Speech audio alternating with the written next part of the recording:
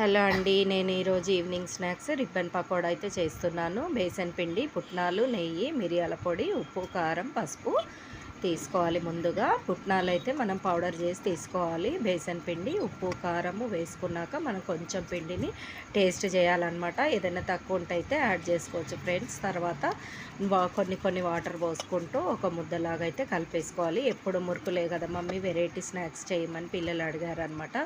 So ఈరోజు ఇట్లా ribbon పకోడాని అయితే చేస్తున్నాను. ఆ ప్లేట్ అయితే చూసారు కదా ఫ్రెండ్స్, నాకు కొంచెం సన్నగా వచ్చింది. అందుకని నేను నువ్వులు అయితే వేస్తలేను, అందులో ఇరికి రావు కదా ఫ్రెండ్స్. నేను మరి మురుకుల్లాగా రౌండ్ షేప్ అయితే ఏమి ఇవ్వట్లేను, ఎందుకంటే చిన్న చిన్నగా ముక్కలు ముక్కలుగా చేసేస్తానమాట వేయించాక. ఆ విధంగా ఓకేనా ఫ్రెండ్స్, చూడండి ఎంత బాగున్నాయో.